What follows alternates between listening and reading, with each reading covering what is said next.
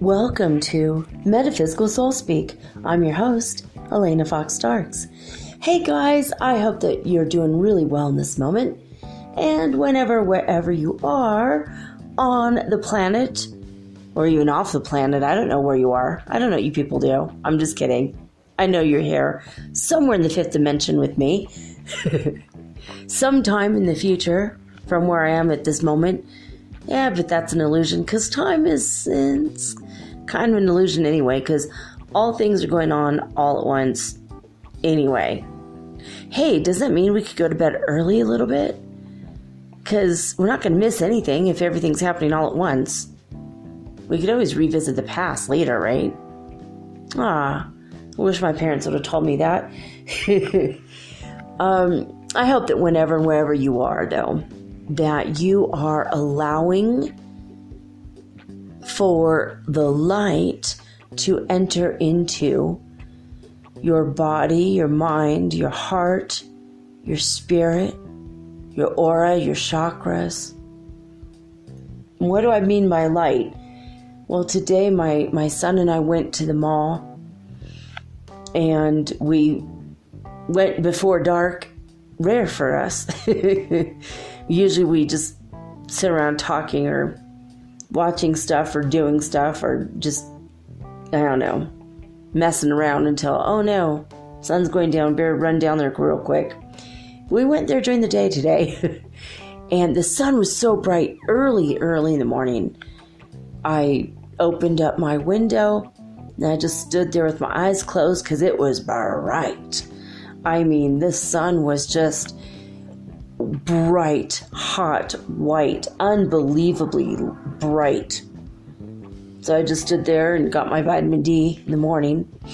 And then I went to bed about 6:46. Unbelievable, right? I'm not going to bed on time at all. But in the afternoon, we went about 4 o'clock and the sun was starting, not really setting, but it was on its way towards the descent, right? And we just closed our eyes and just stood there in the sun. We're like, oh man, it feels so good. And the energy of it was just penetrating our every cell and just filling us with such positivity. As opposed to what the moon is doing, the new moon with the negativity. 4 or 5 times my son and I had to stop each other today from that negative energy from the moon. The position, I just thought the fighting and the arguing and the negative energy were like, whoa. Remember I told you last night there was going to be contagion and pestilence is a possibility for the new moon. I woke up with a really red and swollen pussy eye. Like, what the hell? I went to bed, my eye was a little itchy. I woke up and I had a massive, infection in my eye. I'm like, what the hell? My son came in, he's like, what the hell happened to your eye? Like, I don't know. Like, I pet a dog yesterday, but I don't think I touched my eye. I think I washed my hands before I touched my eye. But I don't know. Like, that's weird, right? And actually, now that I think about it, I don't think I did touch a dog. I touched a dog a few days ago. But I saw the dog that I touched yesterday. So that still couldn't be magically. He's over there, beaming, negativity towards my eye. I don't think so. He's a sweet dog. I did call him an old man and I insulted him, so I didn't mean to do that. But I apologized for that. I told him I still love him and he's still so handsome. Then he kind of looked at me like, okay, fine, like I forgive you, but that was like a low blow, dude. He's got gray whiskers. Dogs don't like to be told they're old. No, they're just like humans. But I don't know. I'm like, what the hell happened to my eye? Like, it was itchy last night and I went to bed. I mean, did I get a piece of dust in my eye? Usually it's not this bad. Like, it was like double the size of my other eye. It was insane. But I put some Visine in my eye, which I don't use every day, but when I smoke too much weed and I have to go somewhere, usually, or when I have an irritation. So I put that in my eye, and a couple hours later, I put a couple more drops in my eye. And my son's like, what happened to your eye? It's perfect again. I'm like, I don't know. Isn't that weird? I mean, he was like, you have to go to the doctor. We have to, like, schedule, like, you got to go to the hospital. Like, your eye is so bad. I'm like, well, today was a day of contagion and pestilence, so... He's like, I'm worried it's so close to your brain. And I'm like, I'm more worried about my eye itself. I need my eye to see. But after like 2 hours, it was totally fine. Everything's fine. I'm like, what the hell was that? I watched a little bit of the N5D episode that Greg Prescott just put out. And that's his YouTube channel. And he's pretty cool. He's a really cool person, actually. He's just so laid back. And I swear to God, I know him from another life. I look at him, and he's never lived in California, but he looks like somebody I knew in California. It's so weird. And I just look at him, and he reminds me of my old roommate, Jennifer Holden. She is a famous movie actress, and she's my old roommate, actually. And she acted in Jailhouse Rock with Elvis Presley and Buchanan Rides Again. I think with, oh goodness, I can't remember. Anyway, she was in 3 or 4 different things. And before that, she was acting on stage and doing comedy with the Smothers Brothers. And she used to date, I just thought of him just yesterday. And anyway, she's dated a few different people in Hollywood. So was for at least a time very well connected in Hollywood. And, and I just soul recognized her when I met her. I didn't know she was famous. I'm just like, oh, I totally know you. And she's like, oh, I used to be famous. I'm like, nah, that's not it. It's something deeper than that, babe. It's something more than just what you used to do. Like, you know what I mean? It's not that. It's not your profession. It's something different. And then I'm like, oh, I saw you in the health food store. And that's it. She's like going, oh my God, like so insulting. And then she immediately asked me to move in with her. And we were like totally close, like every day, hung out every day together for a long, long time. And then we moved to Northern California. It turned out we lived 10 minutes away from each other. It was like so great. So we still hung out quite a bit. She'd come and stay with me for 3, 4, 5, 6 days in a row and then go back to her land. But, we were just always, for a while really close. And now I've lost touch, so I hope she's okay. I was just thinking about her today, and God told me she's still alive and fine and probably living in Topanga. And I was thinking about her because of the fire. So, again, pray for all the California people and all the fires over there. But, I was thinking about laying the light in today and just allowing that sunlight to penetrate and just focus on the higher power that you've got. You've got 12 chakras. We went over all of them. And if you need to go back and re-listen, if you forgot it or didn't do any of the work or you want to get back to it. But also laying in the light, saying Plua Rasha, that lets in the light. It lets you align with your higher power and allows for more light to come in. But also by laying in the light, I mean let in the light languages. Let in the light codes in. Let in the light exercises, the light physical movements. Because they will come to you, and they're not going to be like if you watch the OA, Original Angel, which is a show on Netflix. It's literally called The OA. If you watch that show, which I highly recommend because it's a freaking cool show, but that they have these series of movements that they discover, and it's like a light language using a physical body movement exercises. And when I channel people for you guys, I do these, not those specific ones, but the light being who I'm channeling usually shows me a specific thing. So I'm giving you guys not only the message verbally from the person, but I also give you light codes that come through me from that person, and a lot of times from Prime Creator when I'm talking about deep metaphysical stuff. But also I will physically do light language with my hands, almost like mudras or something, and that will help you be facilitated. A lot of people have written me and said, I don't know what it is, if it's your voice, I don't know what it is, but I feel so powerful, alive, and activated when I hear your show. And I'm thinking, really? Because sometimes my message isn't really a message as much as I'm complaining about my life, or that I'm going through something hard, and then I try to help you guys through something similar if you're going through something similar that's hard as well. And I try to bring out the shadow crap so that we can let go of it, so we can move on up. Moving on up. To the deluxe apartment in the sky, which is basically the fifth dimension. But it's funny because a lot of you have said, oh no, I love that episode. That was like so great because you helped me so much and I got a lot out of it. And I'm thinking, I am letting in the light constantly. God and I are connected 100% of the time, and it's been that way for years. And my higher guidance team, even my spiritual healing team, my career and business team, and they're always giving me ideas. I mean, I'm always getting ideas. Always getting ideas. Even today I was getting some ideas. I was like, oh yeah, all right.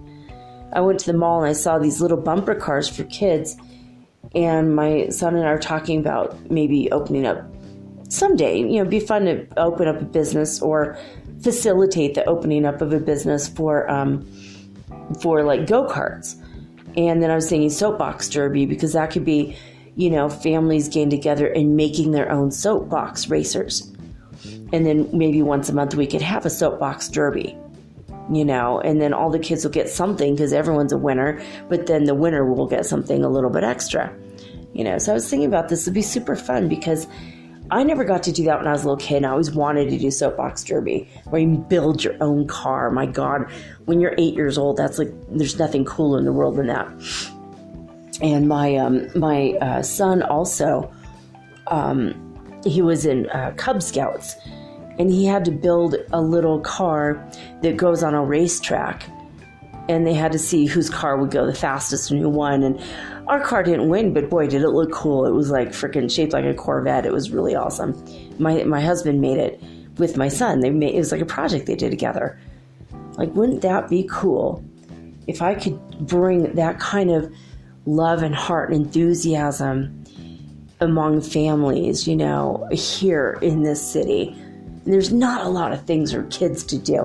And I saw the bumper cars. I'm like, bumper cars are super fun, but I'm not going to do bumper cars because it's already been done. I don't want to compete with anyone else. So what if I said, here's your coupon for 20% off one time doing the bumper cars over at the mall, for example. And then I could give them a coupon for 20% off coming over to do my soapbox derby or, whatever. Like, wouldn't that be cool to have like a workshop for families to work on like weird projects like that together? Anyway, I was just like, but my higher guidance, my spiritual career team, they keep giving me these ideas. I'm like, oh yeah, we could do that. And even my son came up to me the other day. He's like, why don't you just open up a new age bookstore? It just seems like so perfect for you. I'm like, oh yeah, because then I don't have to worry about keep flying to California to grab a suitcase full of books and coming back. Because if I could order, 10 of every book and then just take one home for me, then I could also have a lending library and a coffee shop for people who can't afford to buy a book. They at least could borrow one. And I was thinking about all these ideas, but I let the light in. The more I let the light in, the more all of the ideas for my life come. Like I was telling my son, I'm like, look, if the investments and everything, if it doesn't pan out and doesn't work out, I'm going to apply to work with the United Nations for a year here. And after you work for like 7 months or something, you get a retirement tax-free in every country on earth. That would solve my tax problem because I mean, when I looked into it, it was 29% taxes here because you're a foreigner, right? So, all right, fine. Almost 30%, a little unfair, but okay. But the United States will still tax me 75%. 75 plus 29 is I have to pay 5% out of my own pocket. How am I ever going to eat? It's like stupid. I mean, that's what I read when I read the tax thing. I was like, dude, this is not cool. So, I don't know. Anyway, I know that the one good thing that Trump was trying to do was to eliminate the overseas taxes. If you live in a foreign country, why should you have to pay taxes in your old country? It doesn't make any sense. There's 2 countries in the whole wide world that impose a tax wherever you work in the world. So I mean, I could live and work in Ecuador, make $100,000 a year, and 75,000 goes back to the States. That makes no sense. Anyway, I mean, maybe I read the tax code wrong, but I've read it a couple times, and that's what I came up with. And that's just too much. It's like, well, how the hell am I going to make any money? Obviously, they put you in a position to lie. If you're going to have a business, you have to lie. Make it all cash business, and then when people do credit cards, then you get taxed on that. And I hate lying, and I don't want to do that. There's no integrity in it. But they force you into a position of, like, thinking about being a criminal, But anyway, I was, like, thinking about it, and I'm like, yeah, that was one good thing that Trump did. He started to introduce it. I don't know if it's come through or not. I know for this year it hasn't, so we have to see. Maybe for next year it has. But Eritrea and the United States of America are the only 2 countries that do this. Totally unfair. This is why people do tax havens and all that. Which I'm not doing. I'm not making enough money to even pay taxes right now. But someday, inshallah, I will. Ojalá, they say, as God wills it. Here in Spanish, they say that. But I was thinking about all these different things. I'm like, oh man, it'd be so nice to have a New Age bookstore. It'd be so freaking cool. I could make it like a non-profit bookstore and then just pay my expenses through the bookstore and then just say, sorry, I don't make a salary because I don't. That way I won't have to pay taxes on my salary. I don't know. I have to look into it and look into the legalities, but all this stuff, I've been going through it. But when you let the light in, no matter what it is, say if you're sick and you want to figure out how to get better, just say, look, God, you know better than I do. You are the ultimate physician. You are the highest doctor. You know everything. So you created me. Obviously, you know how everything freaking works. Tell me the answer. Send me to the correct tea or potion or pill or whatever it takes, By pill, I mean vitamin or mineral or whatever. But today I went to this pharmacy and I was walking around and I was like, there's something here I need to see and I don't know what it is. I kept walking around. And then all of a sudden I saw ginkgo biloba on a shelf and oh yeah, that's what I needed. I forgot. Ginkgo biloba. Good for memory, good for heart and circulation, and good for inflammation and arthritis and pain.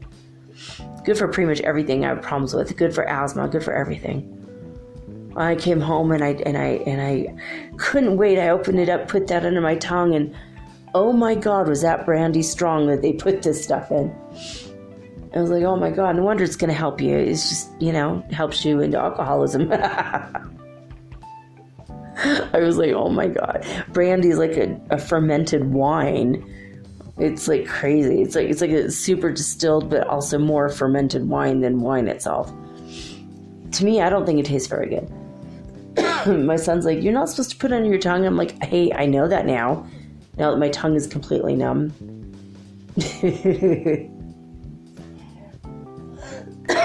But, yeah, just let the light in, guys. Just let it in.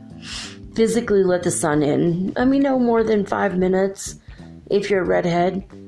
No more than 10 minutes if you're not a redhead. But, and it was pretty cool. My son came to me today and he goes, look, I've let my beard grow out. And it was like overnight, his beard got so much thicker. I was like, I know you were growing, you weren't shaving, but like, my God, his hair is starting to come in really thick, right?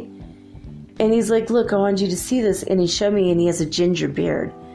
He's like, look, I got a red beard. It's so cool. It's the same color as your hair, and I'm so proud of that. Oh, it made me feel so good. Like, I like it. It's cool. Your dad had a little bit of red in his beard, too, so. He was a blonde. My husband was a tow-headed blonde, like Billy Idol colored blonde, but, well, I mean, when I met him, he was bald, so he had no hair at all, but before he lost his hair, it was Billy Idol colored. We had a little bit of red in his beard. I'm like, that's cool. And my son's like, oh, look at me. I got red hair in my beard. I'm like, that's so cool. So do I. Just kidding.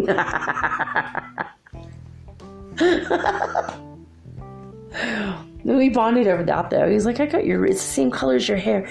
And all my hair is coming back in, guys, like almost completely. I think in one little tiny part of my hair was a little bit of white left.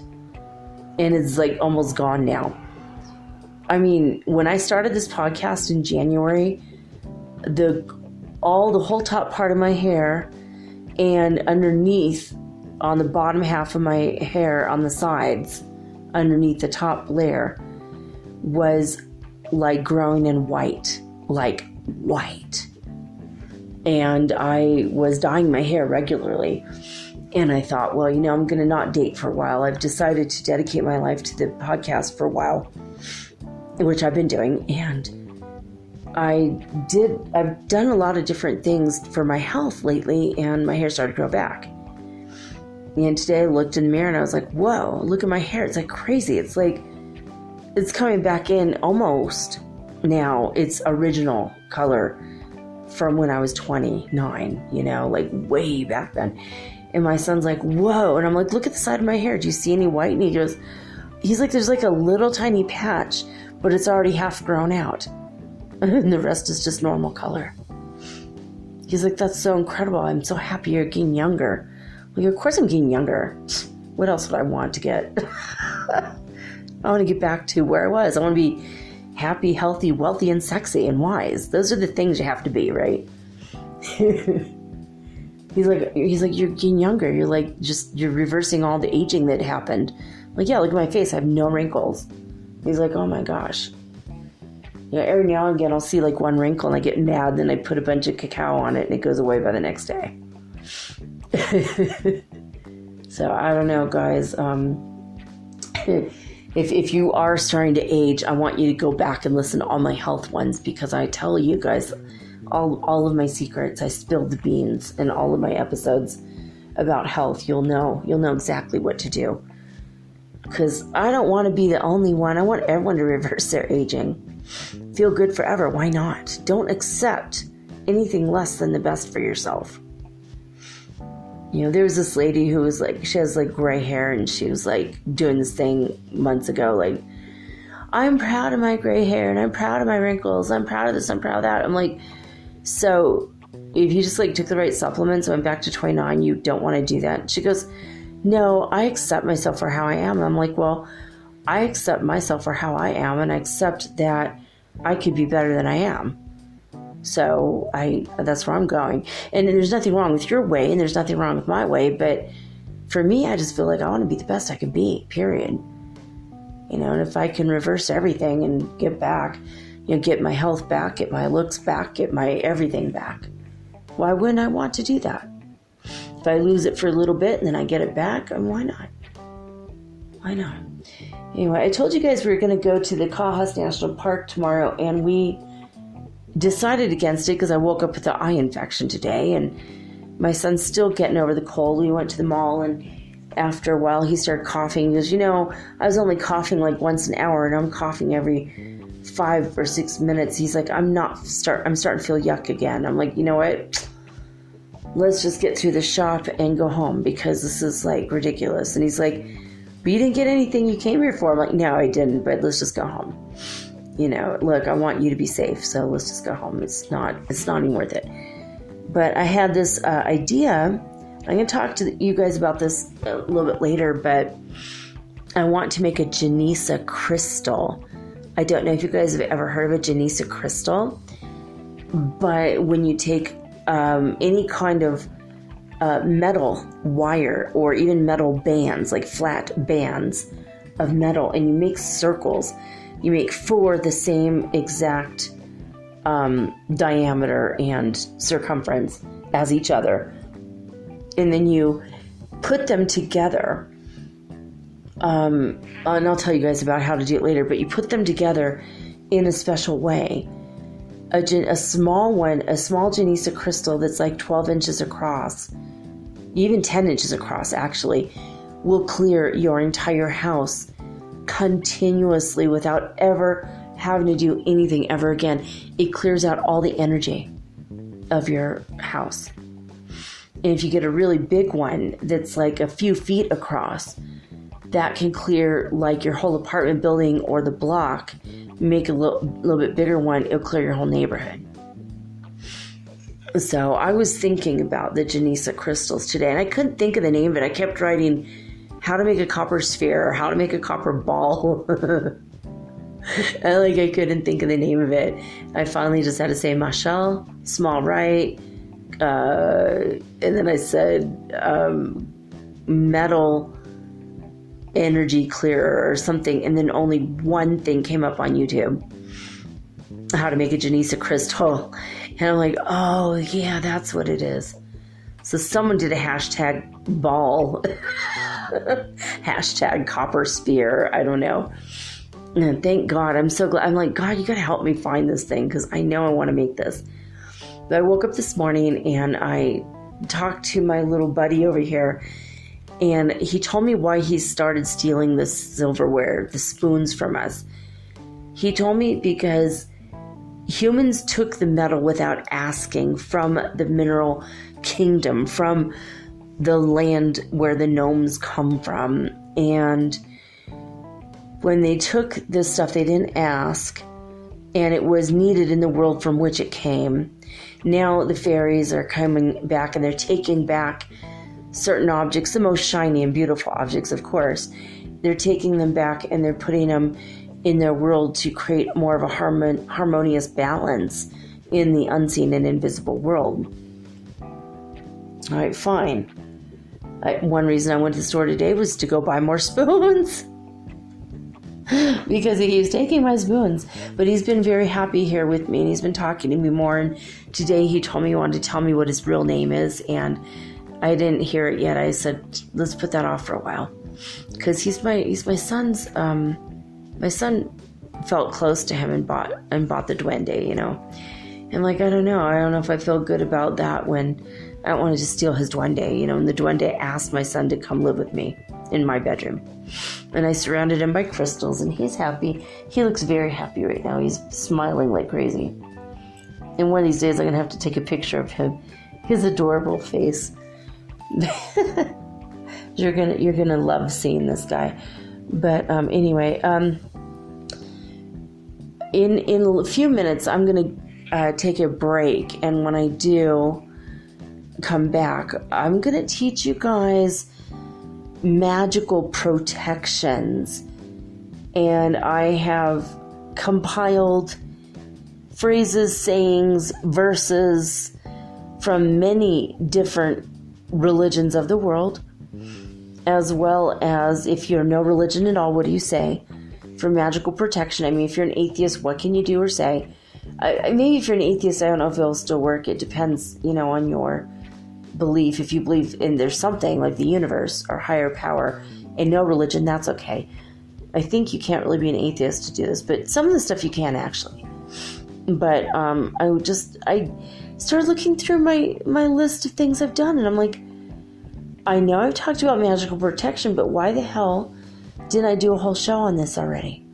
Unbelievable.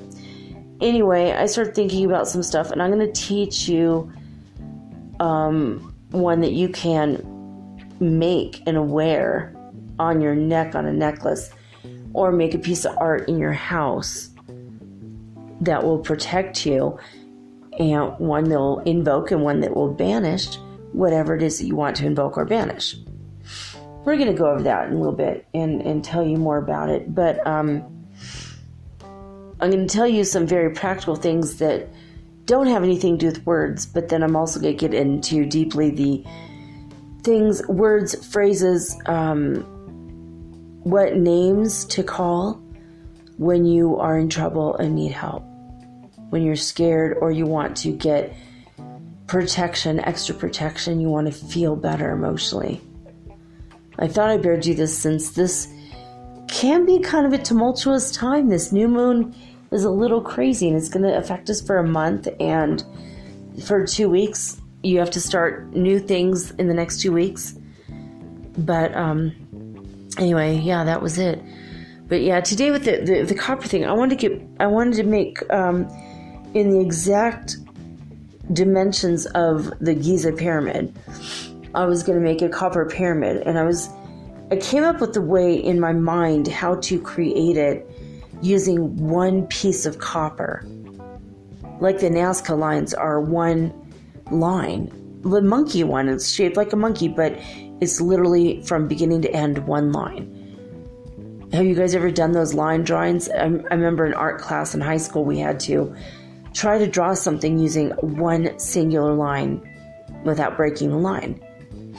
And so we had to come up with something, come up with a plan, come up with an idea, and then we made a piece of art like that. Like the Nazca. I don't even think she mentioned the Nazca lines. I found out about that later, but they're all made from one continuous line, which is like super, super cool. But, so yeah, I was thinking, what if I got one continuous piece of copper, and then at the end, the ends will meet, and then I could wrap it with wire and, I don't know, tape. I don't know what I'm going to do. Super glue it and wrap it with copper wire, I suppose would probably be the best way. But I was really excited about this idea, and so I went there looking for spoons, which I did not buy, copper wire, which I did not buy, a flat mop to mop my wooden floor, because my other mop, I bought like a $7 mop head to fit one of our mops, and then that mop broke. The actual stick part of the mop broke, and I have never been able to find another one. So I thought, screw it, I'm just gonna go buy a new flat head mop. So didn't buy that either. Needed Kleenex because I've been for 2 days sneezing my head off and then blowing my nose for hours, even though I'm not sick, which is weird. And that's what I started to say to you guys earlier. In 5D, Greg Prescott said the same exact thing. He said, I don't know what's going on, but all day long yesterday I was sneezing my head off, which is the weirdest thing because I'm not sick. And then all day today I was blowing my nose all day, even though I'm not sick. He said that, and I thought, ooh, that's another fifth dimension adjustment energy. And I thought it was just me. I'm like, what is wrong with me? So I just changed my sheets. I just cleaned all of my bedding. I just dusted my room. Why am I having all these allergy issues? And I figured out it has nothing to do with that. And I've been asked my higher guidance. I'm like, am I sick? Answer no. Am I having an allergy? Answer no. Like, what's up with my eye with the contagion thing? It's just these weird symptoms. And the eye thing, I don't know. I think I scratched it, or I must have touched something and touched my eye. I don't know. I mean, I'm a Virgo. I'm always washing my hands. I'm always using hand sanitizer. I'm always very careful about it. But last night before I fell asleep, my eye was itchy, and I woke up with this crazy, seriously, I looked like I was ready for Halloween. At least half of my face. I'm like, what is wrong with my head? My son's like, oh my God, let's go to the hospital right now. But now we're fine. Now we're totally fine. He's like, oh, right. Well, after 2 hours, you're totally fine. I'm like, yeah, we're good. It's weird. Don't know why that happened, but hey, I accept everything. And I've been letting the light in by accepting everything. I accept everything. I accept my fate either way. If love is not going to come into my life and this is a punishment from you, God, then hey, I'm allowing it. If that's what it is, then I accept it. I accept the punishment. If I need to live for 50 years without anyone to love me romantically or as a partner in my life, if that's what I need to do, and that's a punishment, but at least I get to be with you still, God, then hey, that's what I accept. But, send me my amazing, awesome, intelligent twin flame, who I'm assuming is gorgeous. He will be to me anyway. Send him my way and I accept him too. Either way, I accept it. I started doing this thing of I'm laying the light in and I'm accepting my fate. I made all these investments and I don't know if they're going to pay off or not. I'm still waiting. And if they do and it works out, I accept it. And if they don't, and I have to scramble at the last minute to get a job, then I accept that too. If nothing works out and I starve to death, I accept that. If everything works out and I become a millionaire, I accept that. No matter what it is, I accept it. If my son wants to live with me the rest of my life, I accept it. If he wants to move out the day he turns 18, I accept it. Everything I've been doing that. I accept no matter how my fate, no matter how my world turns out, I'm just going to accept it. I'm going to accept it. When I peer into the future, I know it could be this timeline or another. If it doesn't turn out the way that I see it, I accept that. Some of the ways I saw the timelines turn out, I'm glad it didn't work out that way. But there's one timeline I'm sad that I'm not on that timeline right now. The one where my husband didn't die and we're still living in LA area. We're in Panorama City in a little house in an old neighborhood where I used to live when I grew up, when I was very little. It was a very sweet timeline. I did not collapse that one. That one's still in existence. He's still alive. I'm alive. I'm writing screenplays for Hollywood. I'm happy. I'm making just hand over fist money, but we're still living in this little old house. That's all we want. We don't care about anything more. We're just happy. We have love. We have Thanksgiving in our house every day, or every year, and have the family come over. And he's healthy because we never moved to a place where the water was unhealthy and killed him. Both my kids are happy and healthy and well adjusted, and they're both in high school right now. And the way it ended up on this timeline, neither one of my kids went to high school. They homeschooled, and now my oldest he's 19, gained his GED. So he puts him back a year. He'll be okay. He's still going to go to university. They both studied on their own. They studied a lot more than most kids.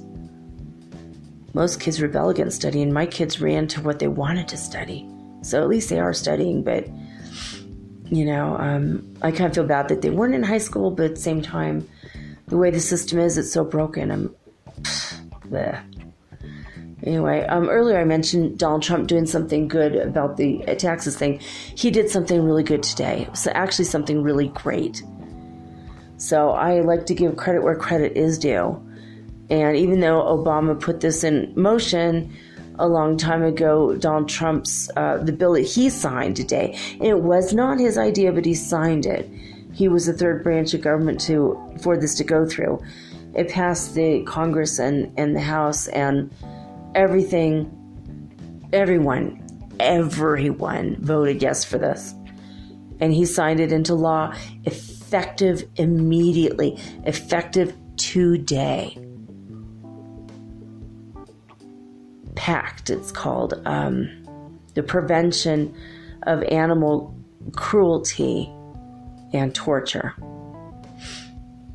And if you get caught hurting any animal, whether it's a wild animal or a tame animal, unless it's hunting for meat, that's excluded because, families do need to eat and families are poor and they need to go out and grab a deer or ducks, and that's okay. So that's not included in this. But when you kill an animal or just needlessly, just without mercilessly, you are going to jail for 7 years. Bye-bye, Felicia. That's it. 7 years. If you delight in, I know none of you guys listening to my show would, because you guys are all such high vibration, but if anyone has videos that they like watching the torture and cruelty of animals, they will also go to jail for that. If they take video of it happening and they pass it along, or they find something on the internet and they pass that along, guess what? Bye-bye, Felicia, to you too. They're going to jail. That's it. I'm so happy he signed that today. I'm just like, oh my God. I don't want him to be our president. I don't want him in there. I don't think he's responsible or competent, but I do give him credit for this. Thank God he did one thing right. Thank God for that. In the midst of like Rudy Giuliani, like literally threatening to expose all the secrets of all the people he knows of all the wrongdoing and illegal things they've done, which is extortion. It's also treason. He's like threatening a president on TV, like every single day, every freaking interview. It's like he hasn't read the law, but he's a lawyer, you know, in the midst, in the sea of all this crap happening with the impeachment. In the middle of all that, Donald Trump signing something that, well, no one's going to disagree with that except for the animal abusers. So, and now they're all going to jail. Now before it was just inappropriate and cruel and wrong. Now it's illegal. So yay for that. I'm so glad for that. I mean, if you eat, you know, a hamburger on a Saturday, you're not going to end up in jail on a Monday. It's not about, you know, if you pay someone to kill animals and then you eat them because it's part of your diet, you know, like farm animals are excluded. And I hope that someday they'll be able to pass a bill that says you can't do the factory farming anymore. You can't treat animals the way you are. You know, and someday, actually beyond that, I hope that they start to grow meat in a laboratory that's exactly identical, but not really with hurting animals.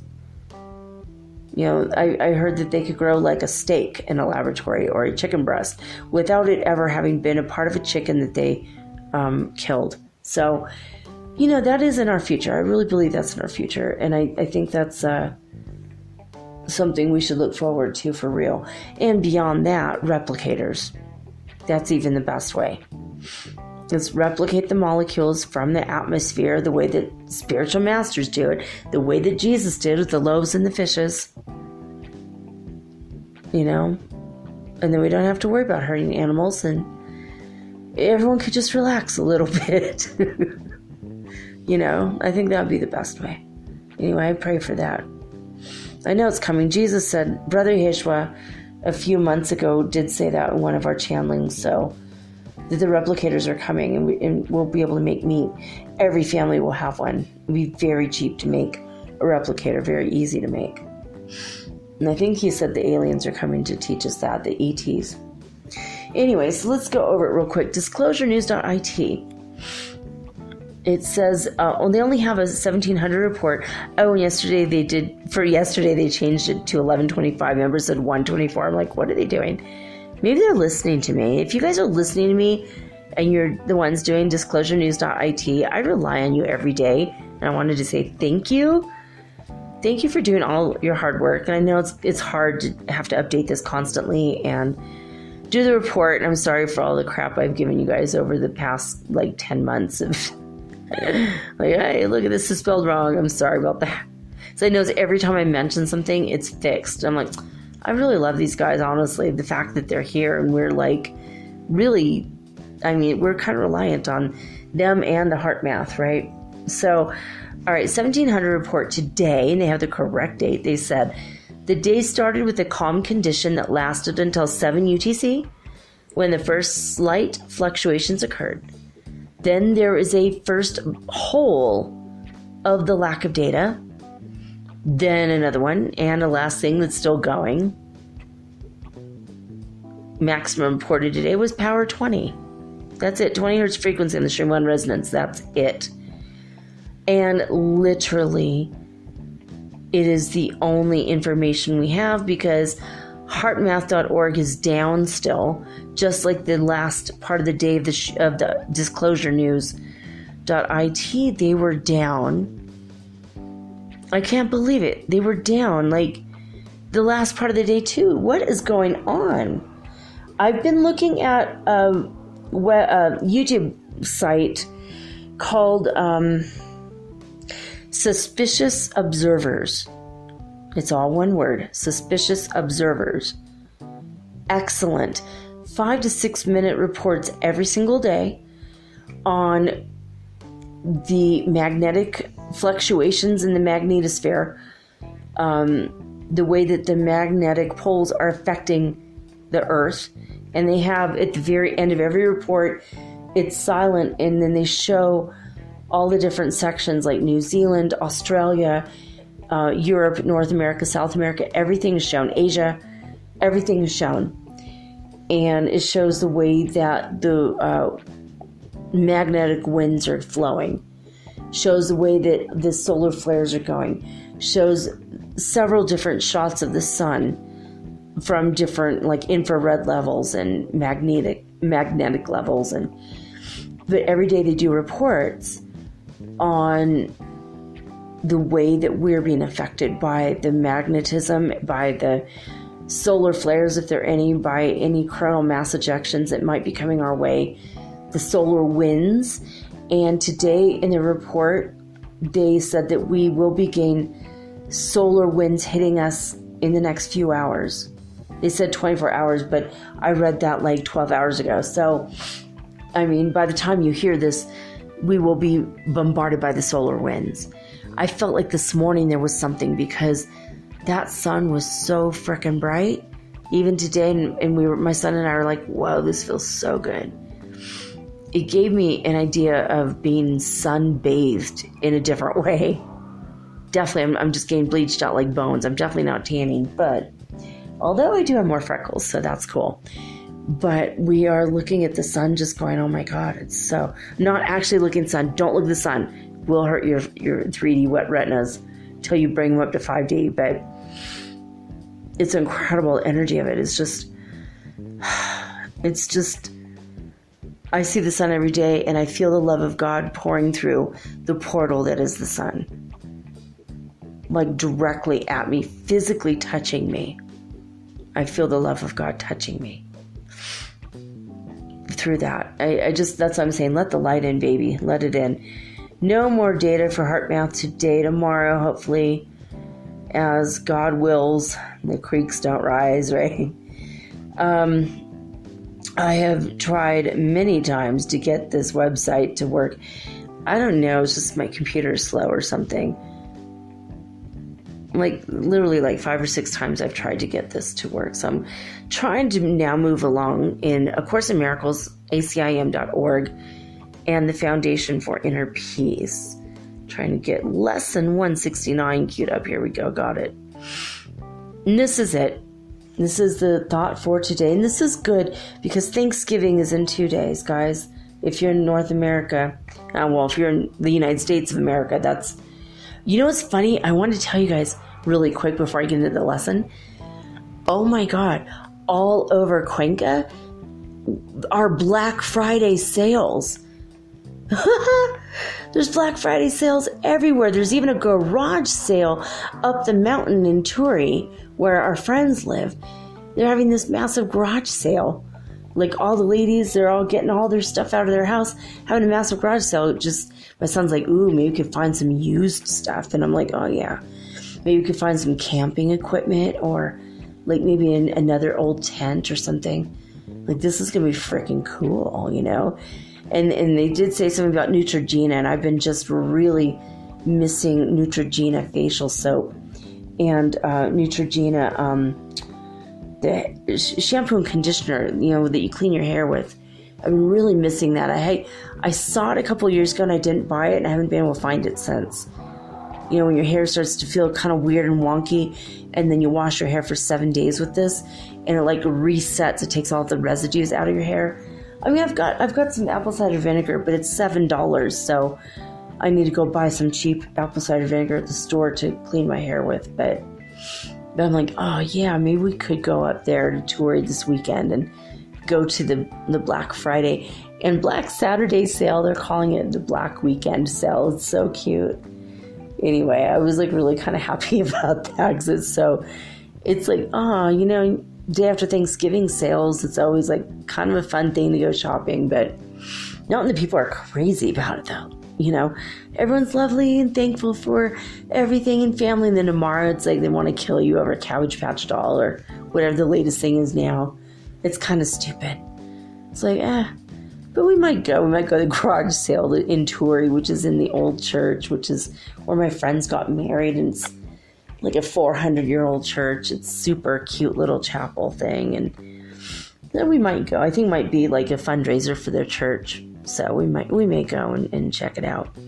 Anyway, lesson 169 is, by grace I live.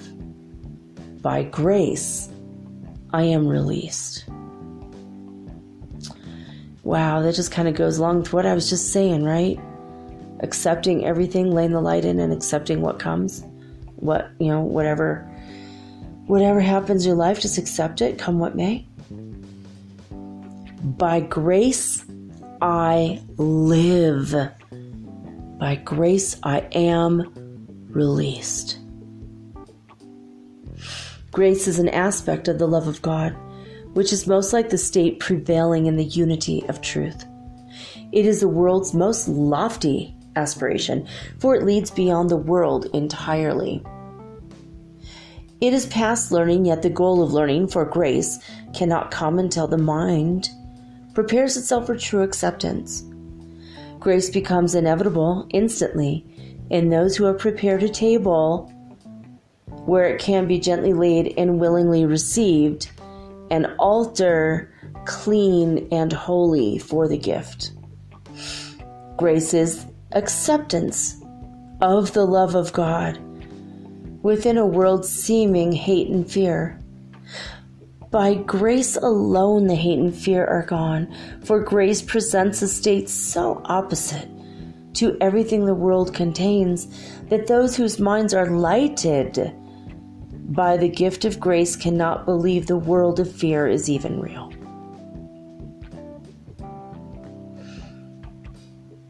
So it says, grace is not learned. The final step must go beyond all learning. Grace is not the goal this course aspires to attain, yet we prepare for grace, in that an open mind can hear the call to awaken. It is not shut tight against God's voice.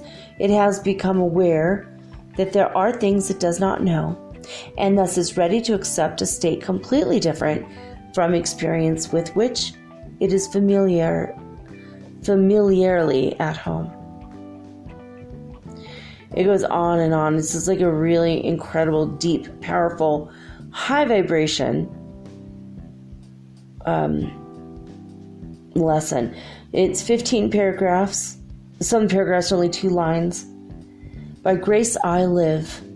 By grace I am released. By grace I give. By grace I will release. I love how it just goes along with everything I just said, and I didn't even have it queued up till a few minutes ago. And it goes along with other things I'm going to say right after this message. When we come back, we're going to go over magical protection and self-defense. Magical self-defense, basically. Right after this.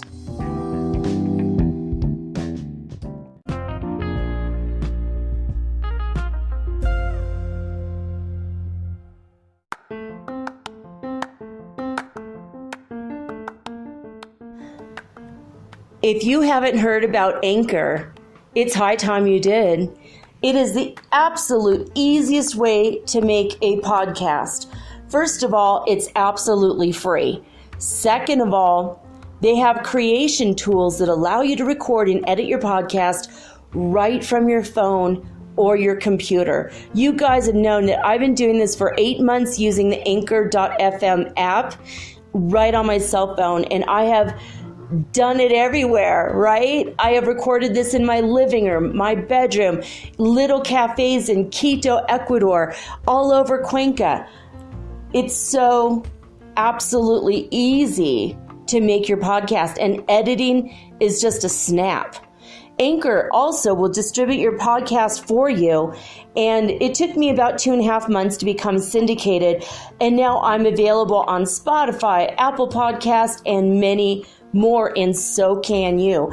You can make money from your podcast also, and there's no minimum requirement. You get paid from your very first listener. It is everything that you need to make a podcast all in one place.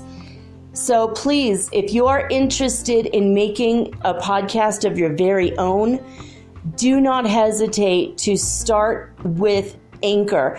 Download the free Anchor app or go to anchor.fm to get started today.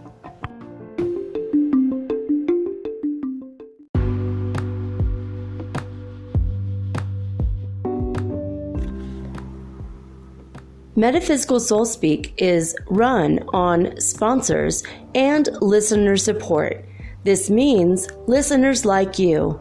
If you are so inclined to support my efforts and my little podcast, please visit me at anchor.fm/metaphysical and pledge an amount of your choosing today.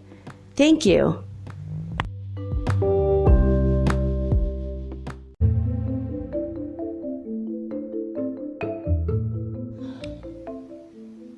Magical protection is important no matter what it is that you do or who you are and whether or not you practice magic. This is kind of a psychic self-defense class, and hopefully by the end of it you're going to know exactly what your personal path will be in protecting yourself from outward psychic attacks. Now, we are in the fifth dimension, and I'm not talking about devils or demons or whatever. You're not going to be attacked by those things anymore, but it's quite possible to be attacked by your own negativity, your own negative thought forms coming back to haunt you, the thought forms and negativity of others, as well as jealousy, pettiness, and negativity from others in the form of a direct hit or a direct psychic attack. So now, the very first thing I wanted to talk to you guys about is, number one is keep your energy clear in you. Okay, so obviously stay away from like heavy drugs. Like, don't keep doing drugs, in order to stay asleep, and, like, don't escape into it. Don't, if you want to smoke weed or do psychedelics such as San Pedro, ayahuasca, or even dropping acid for the sake and purposes of gaining more spiritual knowledge, that's one thing. But if you just want to eat the blue mushrooms to watch SpongeBob SquarePants and ignore and shirk your responsibilities as a spiritual being that's awakening and you have to be a light worker for the world right now. We all have to play our part. So if you're doing this to shirk your responsibility, it's like, I don't know. Snorting a little bit of cocaine because you're in pain, because you broke your ankle, that's one thing. Doing it every single day and using that as an excuse not to work on your aura or your chakras, totally quite another. This includes alcohol. In Native American traditions, you can only be in the presence of an eagle feather, and that's our high spiritual brother, is the eagle. You can only be in the presence of an eagle feather if you are alcohol free. And if you are not, you're going to be haunted by the ancestor spirits until you give it up, until you give up the alcohol. They'll bring you nightmares. They will wake you in your sleep. They'll shake you awake, even slap you awake if they're really angry at you, especially if you're a mean drunk. If you've done something horrible, say you ran into someone's car or something, or hurt somebody while you were drunk, the ancestors will come and they'll really they'll slap you. Being slapped is one thing. Being slapped by a spirit you can't see, whoa, really scary, right? I don't have that experience. Thank you, God, I never did that. I'm not allowed to have an eagle feather because I don't have my BIA number, and I'm not a part of the tribe Cherokee officially, even though I am related to the Cherokee Nation by blood. My great-grandmother was full-blood Cherokee and grew up on the Cherokee lands in Arkansas. And my grandpa grew up on the Cherokee lands, and he left to give his new bride a new life in California, and that's where my mother was born. And the rest is history, as they say.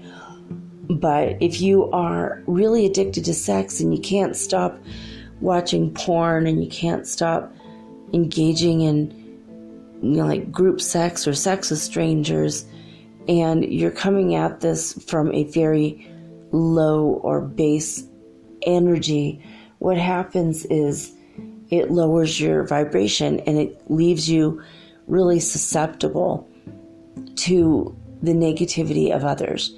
When you make love to somebody, well, even if you just wham bam, thank you ma'am, you don't have to make love. You could just go screw somebody. If you go do it with someone, say you met them and 10 minutes later you're like slamming it out in the restaurant bathroom. It doesn't matter whether you're absolutely in love with them or you've only known them 5 minutes. Whether they're karmic relationship or not, when you are with somebody, their energy stays with you for 10 years. So if they're a very negative and horrible person, and obviously you don't know that if you've only known them 10 minutes, they're negative, horrible, evil, yucky, yuck energy. As my mother, my adopted mom used to say, yuck. Stay away from that, yuck.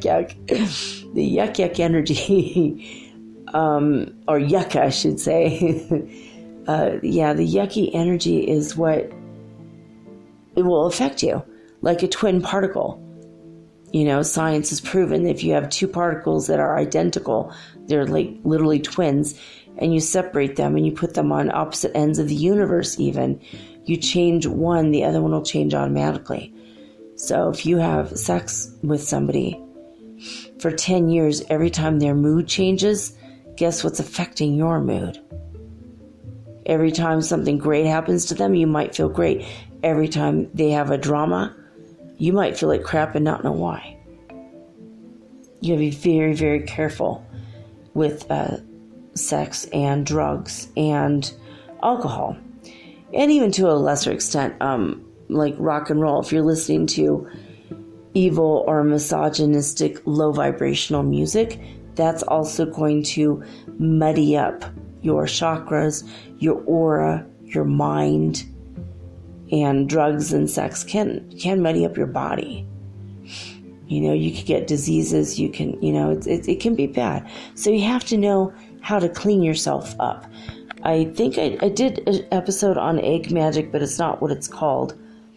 But I did talk about it. I don't remember which one, but it might have been in the one, All Forms of Magic.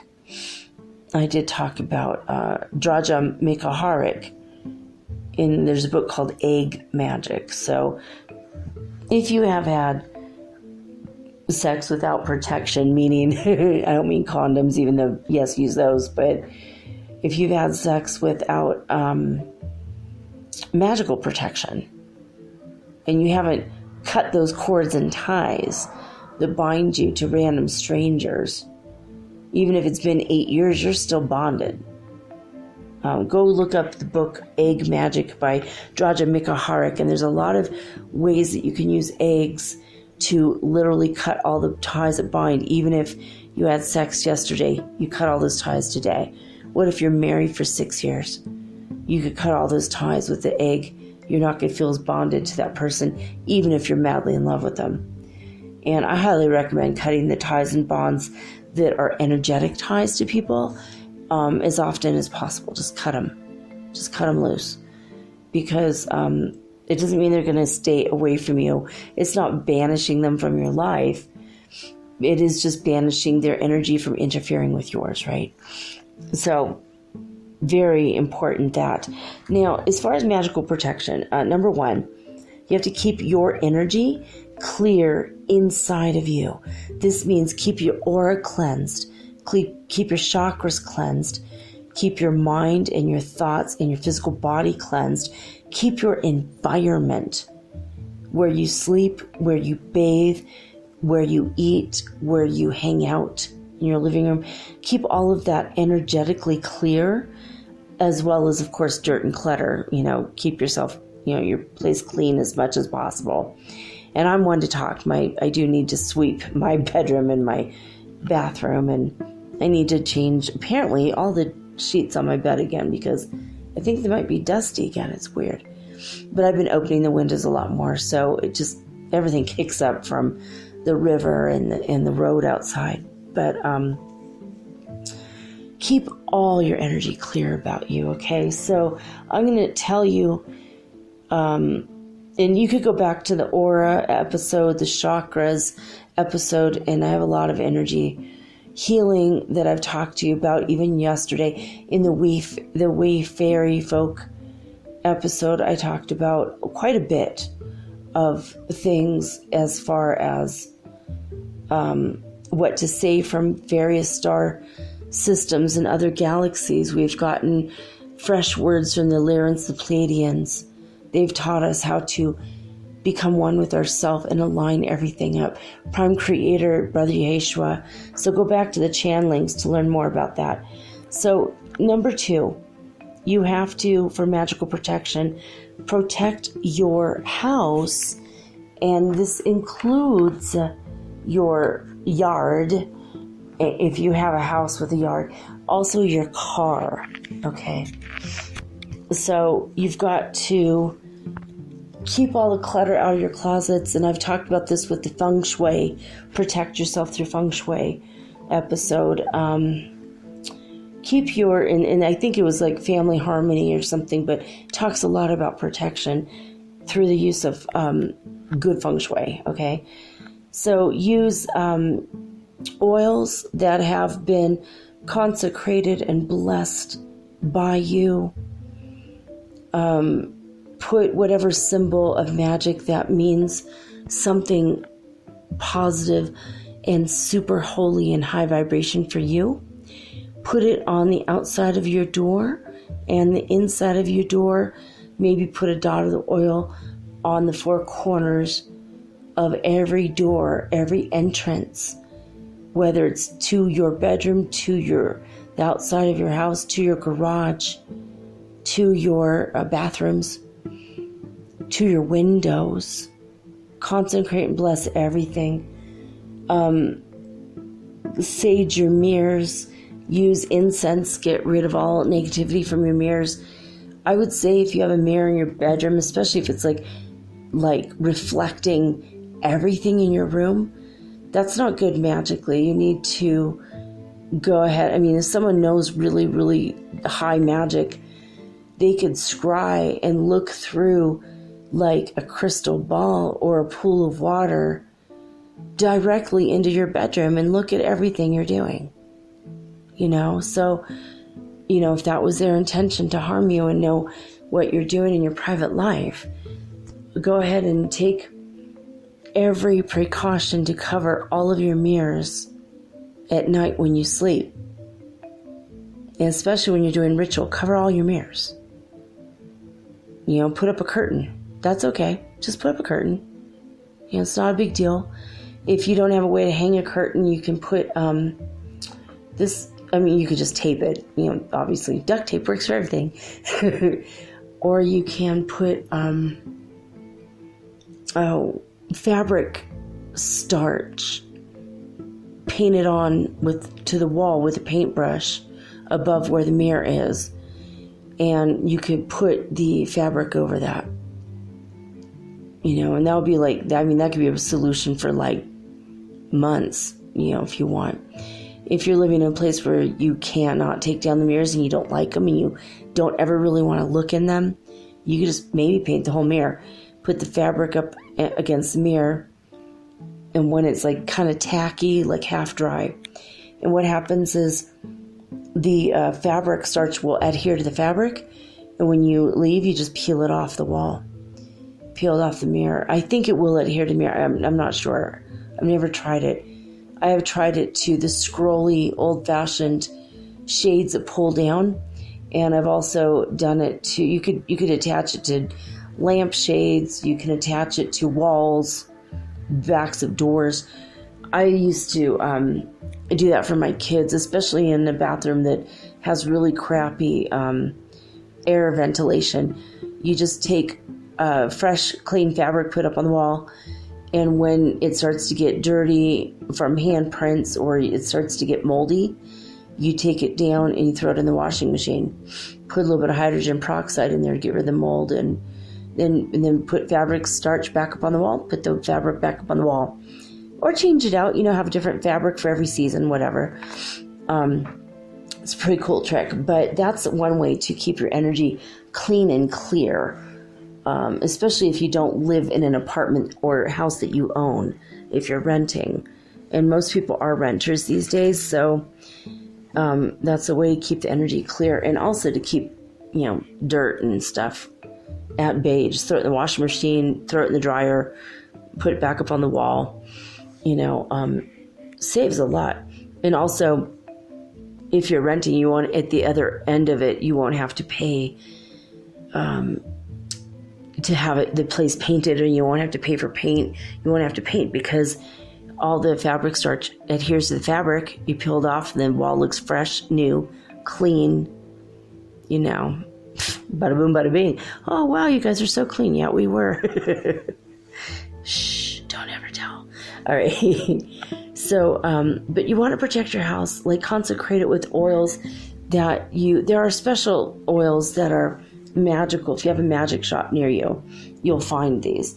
Also, there's floral waters, and you can use the floral waters like orange blossom is for happiness and good luck, as well as obtaining more money.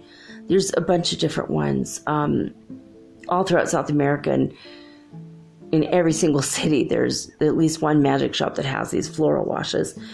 And they're floral washes too. They come in real small bottles just to bless yourself, to bless your objects, your things in your home.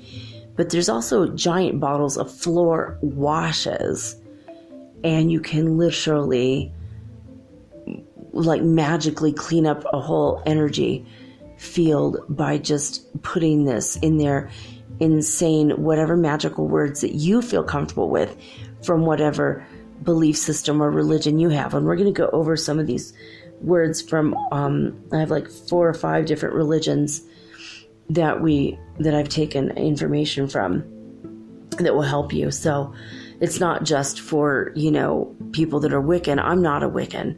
I'm actually a Muslim, but I am a hereditary witch, so I have the magic in me.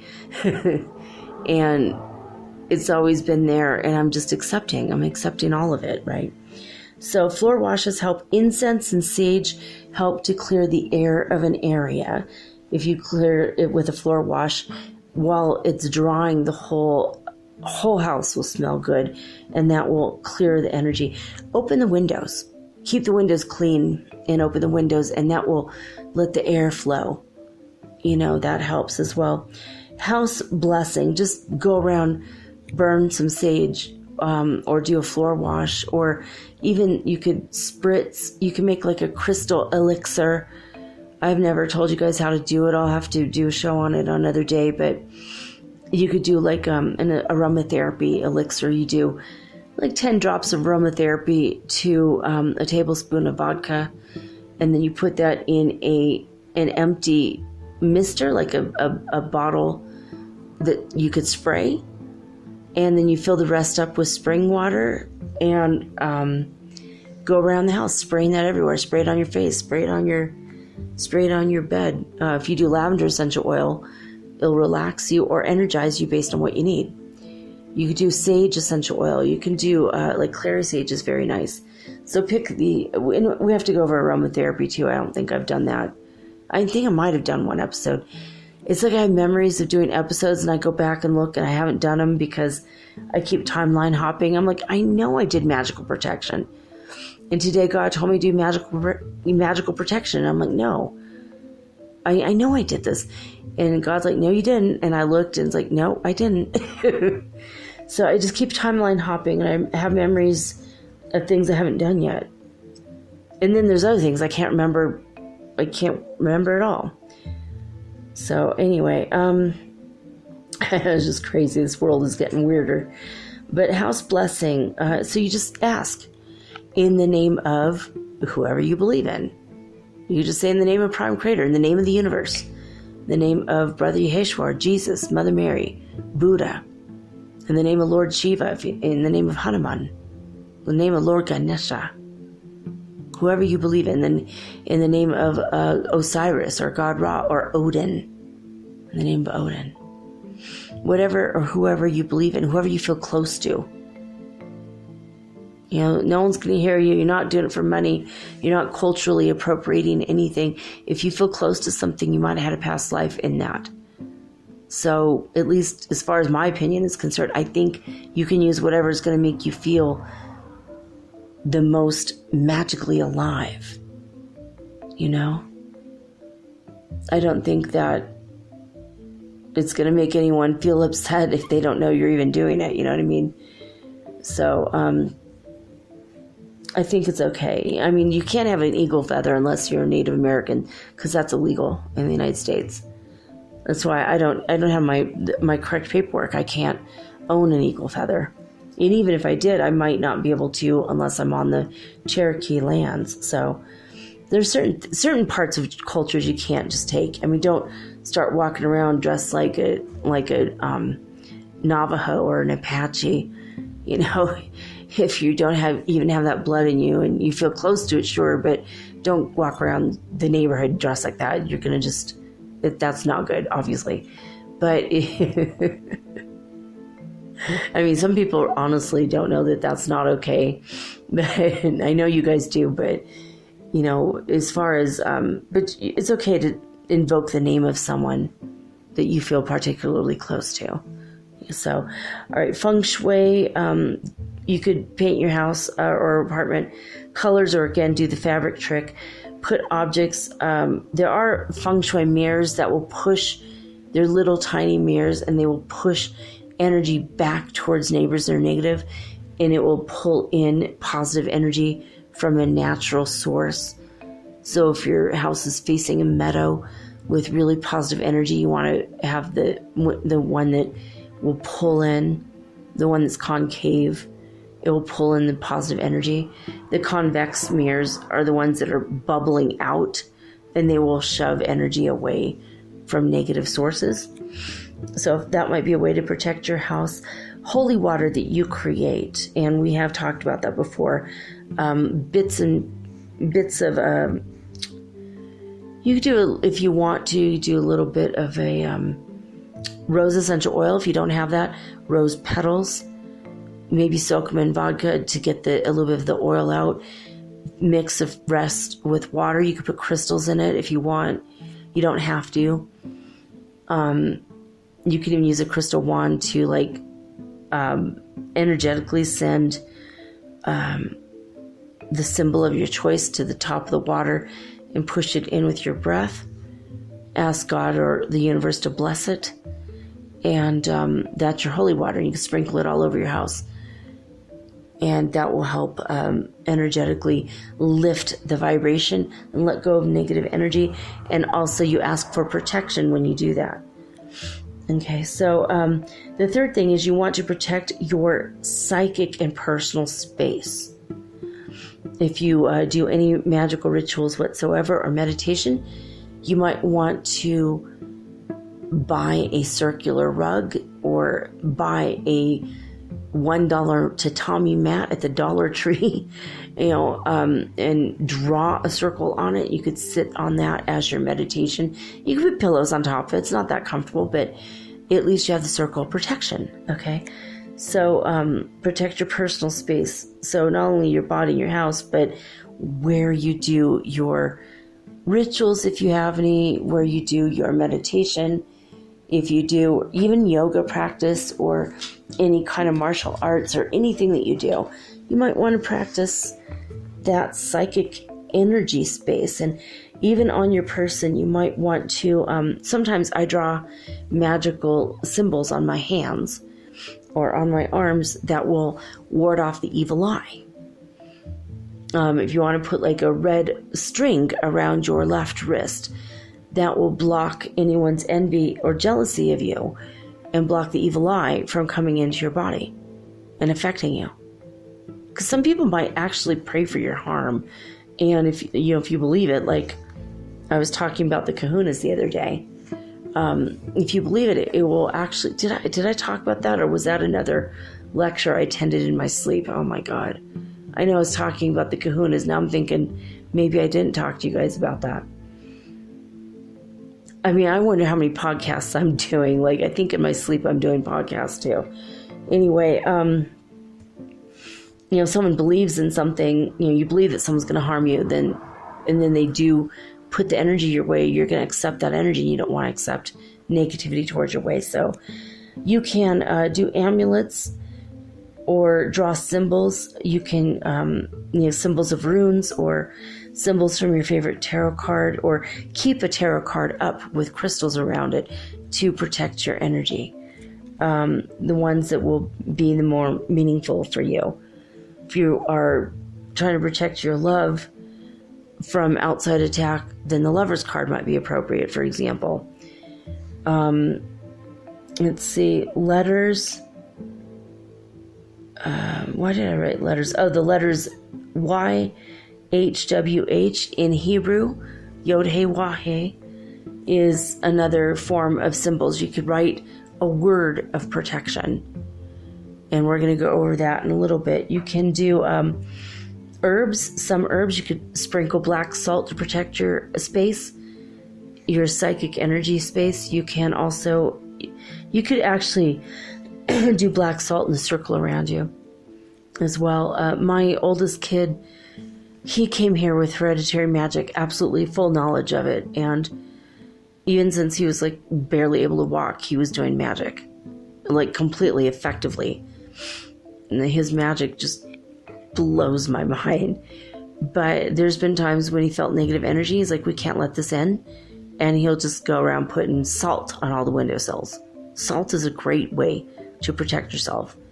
You could put it around the edges of all the rooms. You could put it across the threshold of your door, on the outside or inside or both, at the base of your stairs if you have an apartment building or a porch. And you could just say magical prayers, whether you're a witch or not. Even if you're a Christian, you can say, Jesus bless this home. I'm putting the salt here as a line of psychic defense and protection. I ask that you bless my home. Angels, please bless my home, that no one crosses this line of salt unless they are here for my highest good.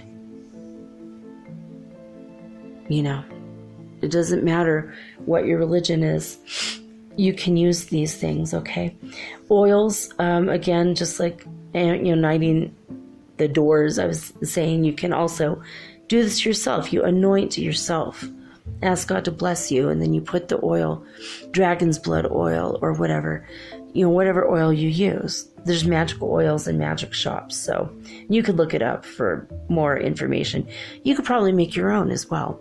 Just put your favorite essential oil in like sesame oil or almond oil or olive oil, coconut oil. As long as you anoint yourself with oil, and you just pray over the oil and ask God to bless it with the highest possible vibration. And then you anoint yourself, and you know that now you are protected. And the more you reinforce it, the more you pray over it, the more you chant or pray or put your energy into it, the more it will protect you every time you do it. So you can use amulets. Like I'm wearing an amulet right now. It's got the Star of David on one side with an eye in the middle and a bunch of symbols around the outside. And on the back it's got, I don't even know, I think it's an ancient Babylonian symbol. I forgot what it is right now, but I wear it. And sometimes, Like one side is to pull in positive energy, and then the other side is to block negative energy. So you could go to a magic shop and see if there's any magical amulets, and you can have people that are hereditary witches cast protection spells over it. If you are not yourself a hereditary witch, or you're not practicing any kind of folk magic, but you want to use it to protect yourself and your family, you can, of course you could do that. There's nothing wrong with that. Always if it's for the highest good of all, then it is, right? So you want to protect your inside and your outside. You can use crystal grids. We just did a show with Jude Dickoff about crystal gridding. You can do tiny grids on your tabletop with small crystals, or like he does, he has huge honking crystals in his backyard, huge pieces of rose quartz, just to block out anyone's negativity. So you can do that. Let's see here. I wrote your house. Oh yeah, your house and your car. So in your car, you can burn sage, or even cigarettes if they're natural, or just tobacco, in the name of your ancestors, to call them, especially if you're native. Just have your ancestors come, and they could be your first line of defense, right? Another thing that you can do is word magic, or saying words or paragraphs from various holy books, okay? And we're going to go over the Abracadabra in a moment. Let's see, what else did I write? Oh, yeah. You can invoke Archangel Michael. To call him, you say Mikael. You say it in, as close to the natural Hebrew as original, because Michael is a Hebrew name. So if you're Jewish, you already know how to pronounce this, probably, maybe, if you grew up and you had to do the bat mitzvah, the bar mitzvah. You have to know how to pronounce Hebrew letters or Hebrew words as well. I learned it when I learned Kabbalah, but I'm not Jewish, but I've always felt a great love for all the different worlds of religions at different various times of my life. And so I've learned about this. So you could just, if you don't want to do any of this other stuff, very easily you could just say, Archangel Michael, Archangel Michael, Archangel Michael, come and protect my body and my family and my house. So mote it be, 3 times 3, so mote it be, so mote it be. And I just did it right now. Do you feel an energy shift? I know I do. It got very quiet in here. That means Archangel Michael is with you. He is the angel of protection. If you are in a very scary situation, like say you're out, on the subway in New York and you're getting mugged, or someone's trying to rob you or hurt you, you can invoke his name. He'll help you. Another person you can invoke is Goddess Lilith. Sometimes when you are in grave danger, your higher guidance, they don't always see. They can't always see what's happening because it gets obscured by the darkness, and it takes them a minute. But Goddess Lilith, she's the goddess of the underworld. She was Adam's first wife. They got divorced, and then he married Eve. If you go back to, I think it's the Talmud. Okay, so now Goddess Lilith, she will send the appearance or actual dogs, the appearance of dogs or actual dogs to your side so that it'll scare the person off if they're trying to hurt you. Just call her name and demand her help. If you walk with Goddess Hecate and you are absolutely a magician, hereditary witch, you practice folk magic or whatever, whether you're hereditary or not, doesn't matter. If you invoke Goddess Hecate, she will help. She will send you black dogs. Sometimes black crows or a wolf if you're in the forest, but if you feel scared, she will come to your rescue. You give her blessings by, in the crossroads, you put herbs. You can even leave a coin or two in the center of a crossroads. I've dropped salt, various items in the crossroads. And Goddess Hecate is always walking with my son and I. She keeps us protected. And we know if we start to feel a little bit weird or sketch, a black dog always comes up and sometimes won't say a word to us, won't look at us, just will walk right alongside with us and keep us safe. And all throughout Guatemala, walking through Guatemala, I always had dog helpers. Sometimes to the right and the left of me, sometimes to the front and the back, depending on how dangerous an area was. Goddess Hecate's always been by my side. And I've always thanked her and loved her and just sent her my love. When I thought about it or I could, I've left things in the crossroads to thank her. Just kind of a, like a, hey, friendship gift, So if you want to do mudras, Lord Krishna, Kali Ma, Lord Shiva, Hanuman, you could call upon any of the Hindu gods or goddesses if you are more close to these deities, okay? Greek deities, gods, goddesses, Apollo, he'll come and help protect you. Goddess Diana, she can help protect you. Artemis, she's a huntress, she can help you. All of them. It depends on what you feel close to. The more I learn, the more I actually love everybody, regardless of religion and regardless of, what deity they are. I love all of them. So when I called Odin the other day, I had a great deal of love for him. When he showed up in my room while I was doing the show, and he just showed up, and I was like, oh, wow. He had so much love for me, and I felt it, and I was like, it's instantly returned. Love always responds in kind with love. So, there's different amulets or different things you could draw on a piece of paper and carry in your pocket for protection. The more you think about it being there, the more it's going to be there. You could carry rocks and crystals with you, just like my near twin flame Jude does. He has a bunch of crystals at work. He keeps them there to keep himself emotionally and spiritually and sacred. It keeps his space sacred. So a 5-pointed star might be because you're really interested in magic, or pentagram, like a 5-pointed star with a circle around it. Maybe you are Jewish and you want the Star of David, or you like the Star of David because it's also a Merkaba that relates to every human on earth. The 6-pointed star is very sacred geometry. Now the 7-pointed star, if you work with fairy magic and you want protection of the Fae and you have a good working relationship with them, a 7-pointed star is very good to access the Fae world.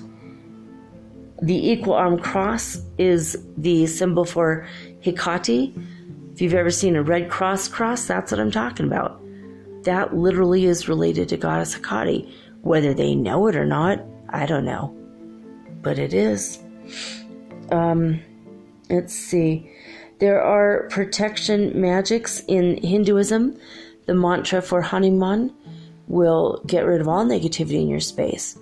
Lord Shiva has his hand pointed outward, and his finger and his thumb are touching the ends together, kind of like the OK sign. Everything will be okay when you do the OK mudra.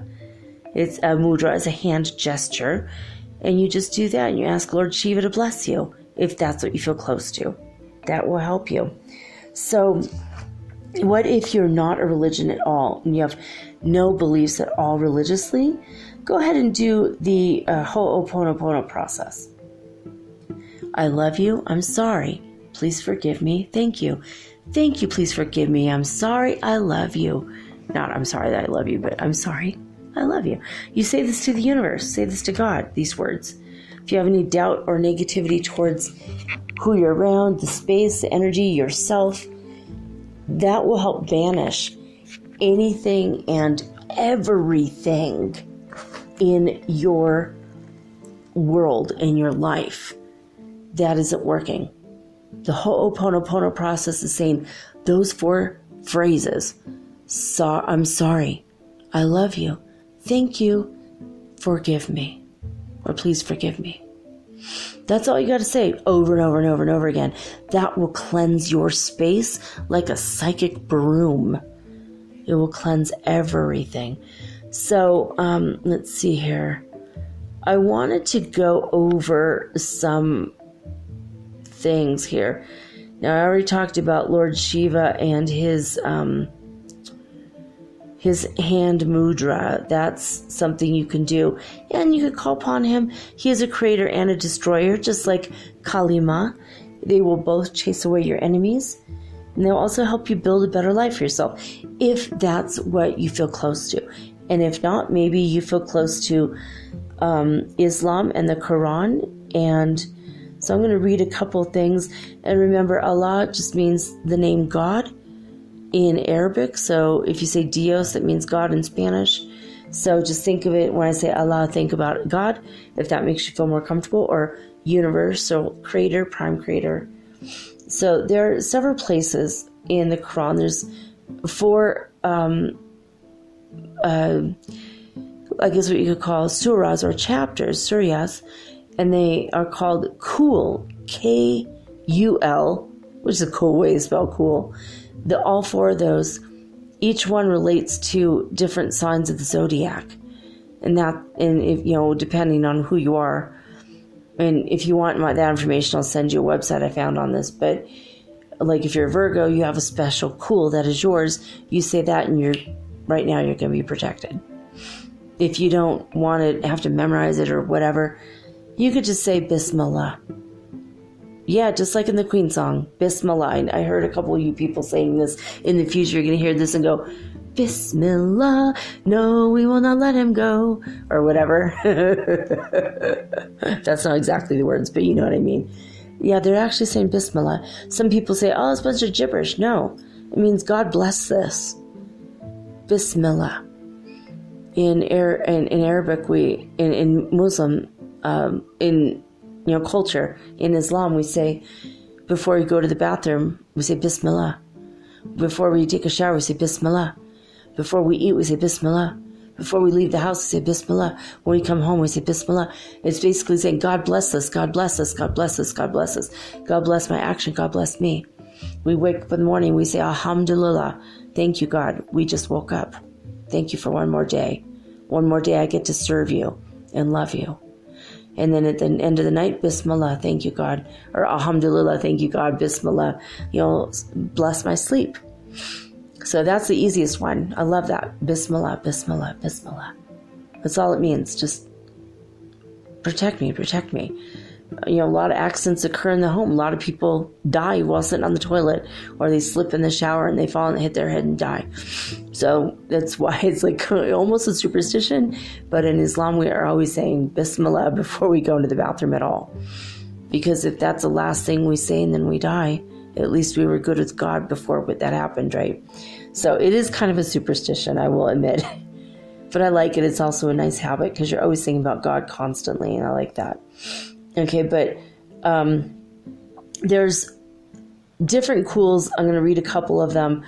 Some of them are strange sounding, but they will immediately get you out of a pinch because of the high vibration of them. I seek refuge with the Lord of Daybreak from the evil of what he has created, and from the evil of the dark night when it penetrates, and from the evil of the blowers, men or women, into knots, and from the evil of an envious one when he envies. So that's just very easy. Now, a blower into knots, that's a form of witchcraft. And sometimes that it can take an evil tone.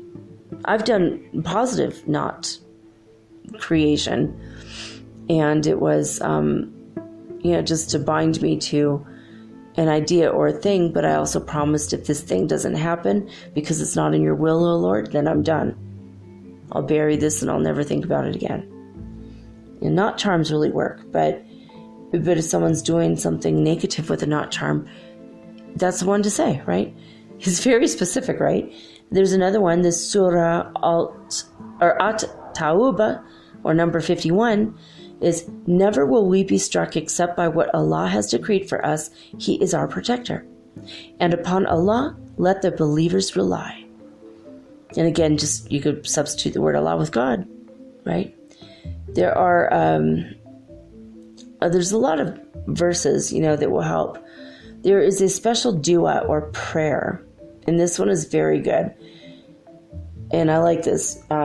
There is no person who says in the morning and evening of every day in the name of Allah, with whose name nothing on earth or in heaven harms.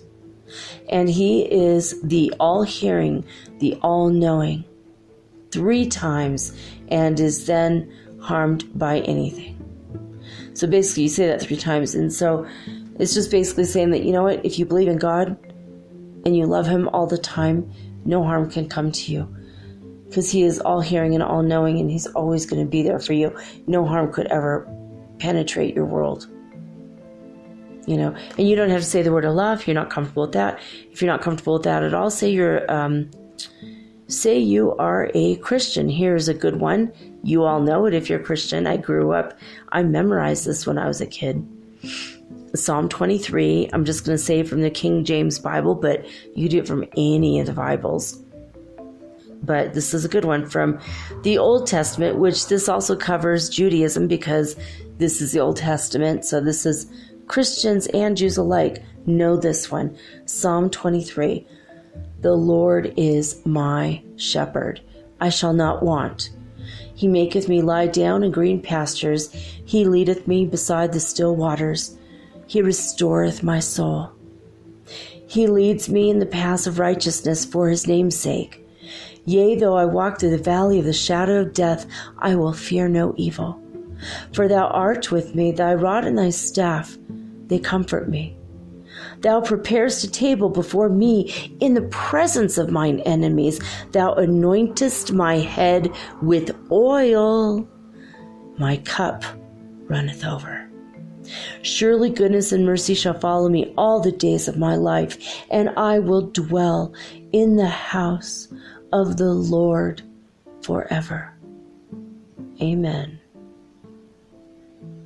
That gave me chills because it has so much more power in it now that I know who I am and I'm in my own power. I felt it. Did you guys feel it? Did it give you the chills too? It says right there, there's the magic right there. You anoint my head with oil. That is a magical act. My cup runneth over. Cups mean the emotion, the subconscious mind, and love.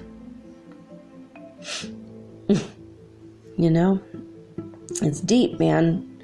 Very, very deep. Where's the valley of the shadow of death? 3D Earth. So you don't have to feel any negativity or sadness or anything. Here's another one from the Bible. So I think this is from Isaiah. This is for Christians and Jews alike again. No weapon that is formed against thee shall prosper, and every tongue that shall rise against thee in judgment thou shalt condemn. This is the heritage of the servants of the Lord, and their righteousness is of me, saith the Lord. So there it is, right? No weapon shall prosper. Means that you say that before you leave the house, you say it when you come home, you say, thank you, God. And that's, for some of you, that's going to be the thing. For some of you, maybe it's the whole Ho'oponopono process. For some of you, it's just chanting Om Namah Shivaya.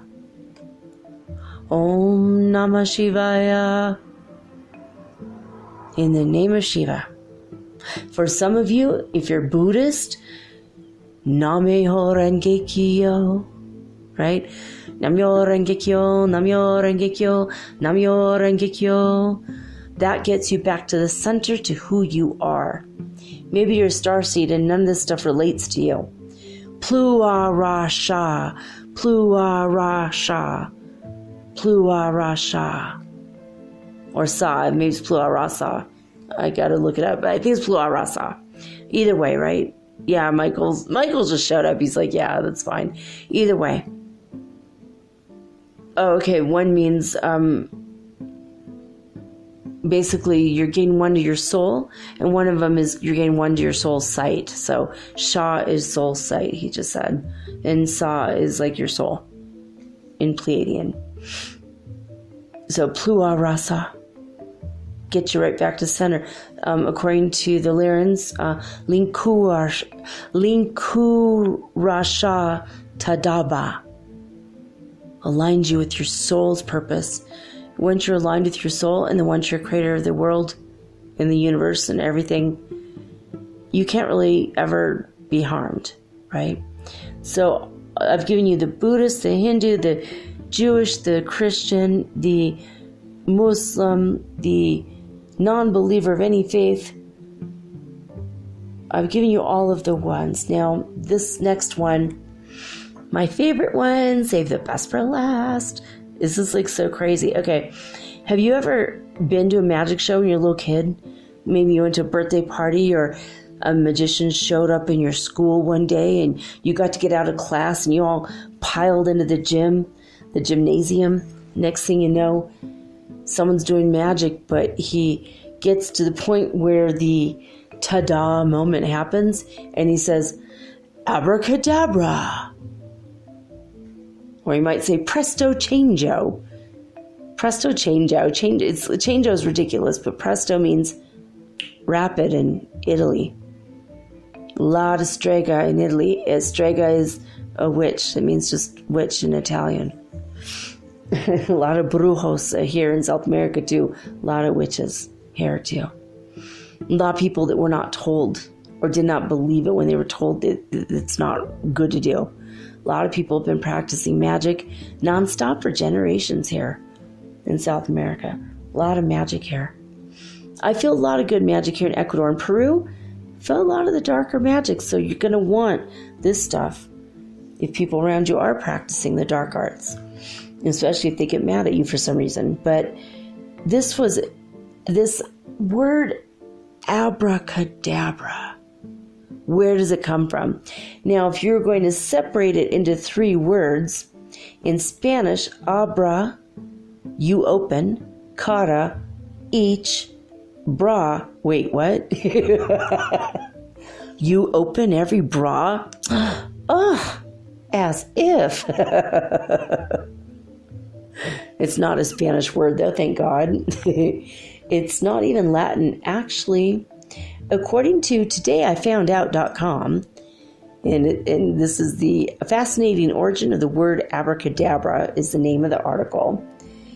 Emily Upton is the author, and she wrote, "Today I found out the origin of the word abracadabra. These days you might hear this word before some stage magician pulls a rabbit out of a hat, obviously. But guess what? This is an ancient word with tons of power, okay? This is a magical spell. So, this was first used in a snippet from a Roman sage named Serenus Sammonicus in the 2nd century AD. He wrote about this in a book called Liber Medicinalis. Let's see. He says, the malady, the malady the Greeks call hemitriteos, and it has something to do with the blood. The root word means blood, called hemitrios, is more deadly. None of our ancestors could name this disease in our own language, nor did they feel the need to. On a piece of parchment, write this so-called abracadabra several times. You repeat it on the line below, but you take off the end so that gradually the individual letters, which you will take away each time, are missing from the word. Continue until the last letter makes the apex of a cone, like an upside down pyramid. Remember to wind this up with linen and hang it around your neck. And it says, many say that the lard of a lion is effective. I have no idea why I'm saying that. But anyway, this is how you do it. So It says that they believe, Emily Upton says that she believes that this did come before Salmonicus came up with the word. There are a couple theories that it might have come from a magical word, Abraxas, whose letters in Greek numerology add up to 365, which is the number of days in the year. It could be said that early sages thought of this powerful word and somehow created Abracadabra to turn it into a cure. But I like this one, and I think this is where it comes from. The word might be derived from the Hebrew words for Father, Son, and Holy Spirit. Ab, Ben, and Ruach HaKodesh, respectively. Abracadabra.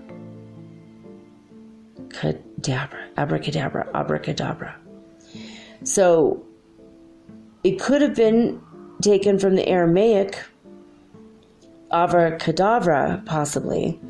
Now, this is where, of course, J.K. Rowling came up with Avada Kedavra, which is the killing curse that you should never say. And she stated in an interview that this original phrase meant, let the thing be destroyed.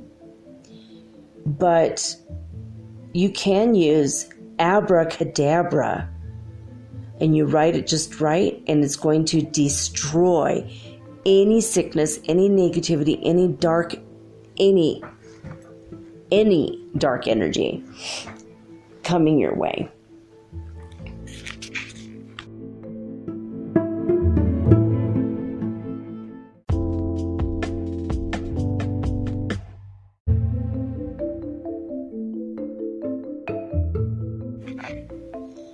Now, according to this article, she says, and as strange as it seems today, many people did wear talismans with sorts of the abracadabra cone as described. I don't think it's strange. In fact, I think it's a very good idea. It's ancient. It's been used a long time. It is in the crystalline grid of the earth. It's part of the Earth Akashic Records. It was used in a very serious manner before magicians started using it on stage in Las Vegas or, high school gymnasiums. This is a very magical word. Abracadabra. Okay, so this is really awesome. If you, I'm going to tell you guys exactly how to do this, okay? It says that the abracadabra was still used as a cure well into 18th century, as evidenced by a 1722 book by Daniel Defoe entitled Journal of Plague Year, which lamented the use of such charms. So he's saying that people were deceived by wearing these amulets and charms and whatever. Well, obviously you have to also freaking wash your hands, right? As Prophet Muhammad, praise and blessings be upon him, said, trust in Allah, but always tie up your camel. Some of my favorite words come from him. He's pretty awesome. Funny, too. He's a hilarious guy. So people did use this, and it's more than just a superstition. So bonus facts. In Turkish, cadaver does mean cadaver or corpse, or basically body, right? But and she says that's some other things, but you know what? I'm going to go to the people who actually grew up in Israel speaking Hebrew. And this person says, Dotan Cohen wrote publicly in a comment, the phrase abracadabra literally means I will create it as per command.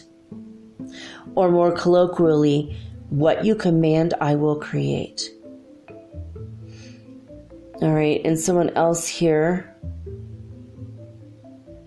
He says that he thinks that the words came to English via Aramaic, but Hebrew and Aramaic were very close. And this other person named just simply Mar, she says, correct, I don't even understand all this rubbish, meaning her whole article, basically. She says, the two words are clearly in Aramaic Hebrew. It means exactly what you have explained. Not corpse and not blah, blah, blah. So she's like kind of agreeing with this other person. He's like, no, it just means I will create. Now, it says here, I will create, according to the words from somebody else. Baruch said this. And somebody else was saying that they were comparing words and idioms, Russian, British, American, Dutch, and somebody said abracadabra, and it was almost exactly like a word that they were used to, and they were like, isn't it strange it's in all these different languages, right? It's very strange. Somebody said, what about all peanut butter sandwiches? Okay, I'm looking at this other person says literally his name is, or this woman, or no, I guess this man, he says his name is Abra, and his last name is Cadabra. It only means that he's Lynn Cadabra's husband. I'm like, what? That is so cool. That's his actual name. He must have a magical life. And somebody else said in their theology in the occult says it means make a corpse, or it's like wishing someone would die. I don't believe that's true. That's if you translate it in the wrong language from what it means. And someone else said it means abraxax, but it means hurl your thunderbolt unto death. But I think that you can use a word for good or evil, right? So, you could say God in praise, or you could say it and take the name of the Lord's name in vain, right? So,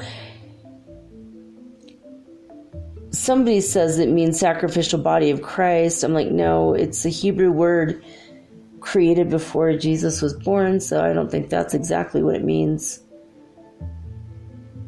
And this other person says, abracadabra means I create as I speak. And then he talks about Rene Descartes and a whole bunch of things, and his is very well put together. So, abracadabra, it is from Aramaic, a Semitic language. The world is a compound one made up of three words, abra, ka, and dabra. In Arabic, which is the sister word of Aramaic, the word abra means create, ka means as, and dabra means plan or manage. So basically create as planned, create as managed. Someone else said they think he heard in the 70s it came from the Sufi. Someone else said it was a Semitic spell.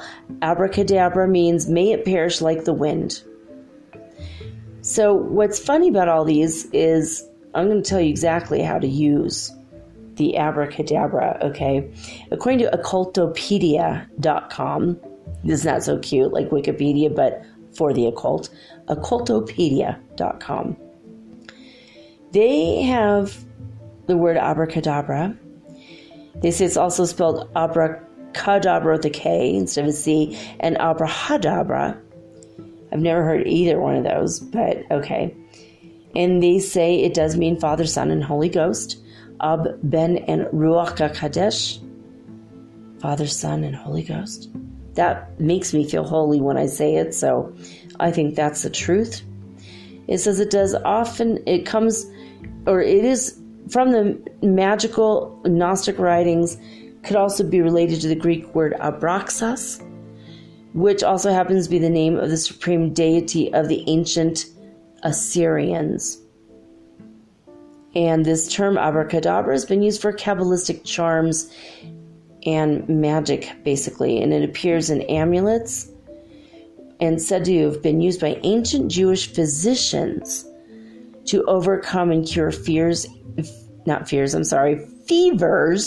but maybe that was a good slip of the tongue, maybe fears too, and certain ailments. The first written record of this word comes from the 3rd century physician Quintus, again with a Quin. Pay attention. Yesterday I said that word. I couldn't pronounce it because it was I can't even say it now. Anyway, Quintus Severus Simonicus. And he was a Gnostic physician to Roman Emperor Septimius Severus. And not one of them has the last name Snape. I'm just saying. Salmonicus used the word as a shrinking formula to treat tertian fever, asthma, and agues. A-G-U-E-S, agues. I don't know. And he had detailed instructions in his poem Precepta de Medicina on how to use this as a charm. So I'm going to tell you guys right now. So even saying this word out loud is believed to summon powerful supernatural forces. For this reason, abracadabra is used by stage magicians and conjurers during the performance, for their tricks and magic spells, and conjurers to invoke and banish certain spirits. So if you write it in a diminishing triangle or in a increasing triangle, it means different things. So if you want to invoke it or banish it, depends on what you do. Now, this website, Occultopedia, has it ass backwards. But if you want to banish something, this is what you do. You write it on a piece of paper. Abracadabra. A-B-R-A-C-A-D-A-B-R-A. And then underneath that, you take off the A and you write abracadabra. You take off the last A. Then below that, abracadab. Below that, abracada. Below that, abracad. Below that, abraca. Below that, abrac. So you just take the letter to the right off every time. So it's an upside down triangle. Then abraca, abrac, abra, abr, ab, and then ah. You write that down on a piece of linen. You can write it on a piece of paper probably. Roll it up. Place it inside a necklace, like a locket or something. And that could diminish any kind of negative energy, negative thoughts meant towards you, banishing the negativity. You can use this one to banish emotional junk that leads to physical ailments. I mean, obviously, go to the doctor if you're sick, take your medicine if you're sick, but this can help you overcome it in a supernatural magical way. If the thing that is bothering you comes from maybe someone cursing you and you believed it, or you cursed yourself and you believed you deserved it, also could banish your negative habits that led to a negative situation which you got sick. So that is the banishing. From the top, it says abracadabra, and the very last letter at the very bottom is A. Now, if you want to invoke the supernatural magical power of abracadabra, say you want to build money and riches and wealth in your life, say you want to bring love or friendships or your family back together, say you want to bring peace and prosperity, money, love, success, prosperity, happiness, joy, any of those things, positivity, the highest vibe of the fifth dimension. You start at the top and you write A. And then on the second line, you write AB. On the third line, you write ABR. And then below that, Abra. Below that, Abrac. Below that, Abraca. Below that, Abracad. Below that, Abracada. Below that, Abracadab. Below that, Abracadabra. Below that, Abracadabra. Abracadabra. You've just created your world from a word, a very ancient word. So it says that if you do the diminishing one, what ends on just one A, that demons and certain evils would also diminish, lessen, and finally vanish in the same manner that the word did. So that's what the banishing one. Sometimes as a means of protection, it was written on a parchment hanging from the neck by a linen thread. So there it is. It's pretty cool. This one does work. I know it works. Especially if you do it with intense power behind it. If you want to diminish something. Now, this is a fun one that I heard is if you have a bill, such as a hospital bill or a bill from an accident, or say it got very cold this winter and you owe so much money to the electricity bill or the gas bill, or if you were in school for a very long time, you have a massive bill for your student loan, whatever kind of bill it is, doesn't matter. You owe your lawyers a lot of money. You take the actual bill, send off your payment, but the rest of the bill, you write Abracadabra at the top, and then you diminish it by one letter until at the very bottom there's just an A, and you're banishing the bill. Keep that up where you could see it. And every month you're going to see where it's dwindling down, because that's what you're doing. But you're going to invoke the supernatural powers that be. And if you deserve it, and your ancestors see you've been working hard, maybe someone will help you get more money to pay that off faster. And you can do it magically. So pretty cool. Now, by the same token, you want to increase your bank statement when it comes in the mail, or these days it's not in the mail anymore. You could print it up from your computer, and then you just start with the A and then AB until keep going down the line till the bottom says Abracadabra. And you can even write how much money you want to see in your bank account, in 5 years or 3 years or 1 year, just, $1 million or $500,000, whatever you want. Whatever you think, you need for maybe to pay off your house or whatever. So you can do diminishing or increasing, banishing or invoking. But this is very, very powerful and also very easy and also quite fun. If anyone sees it, they're just going to go, oh, you're just being silly. You're just writing that down.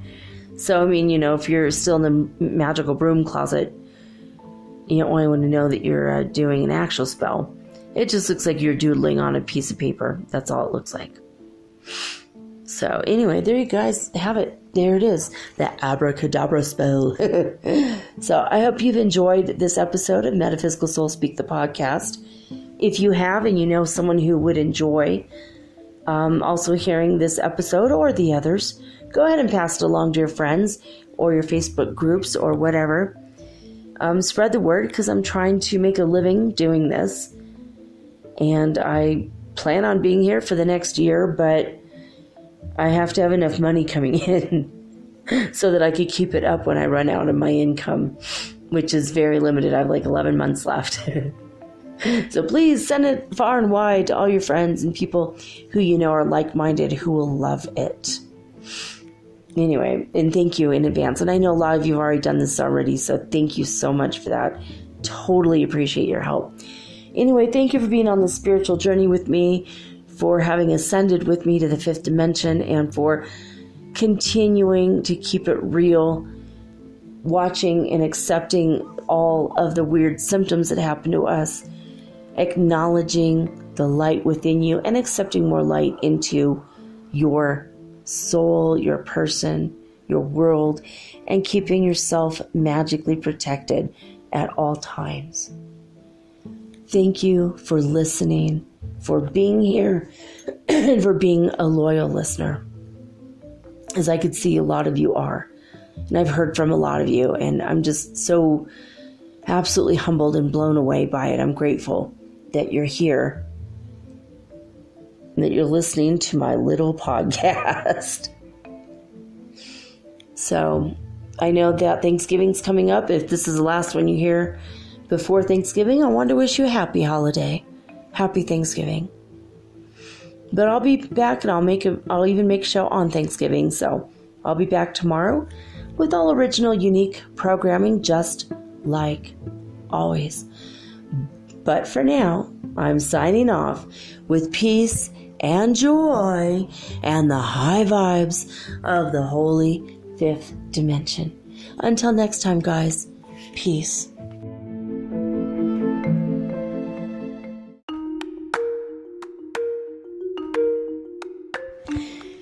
Do you ever wish you could look into the next chapter in your book of life and see what's coming next?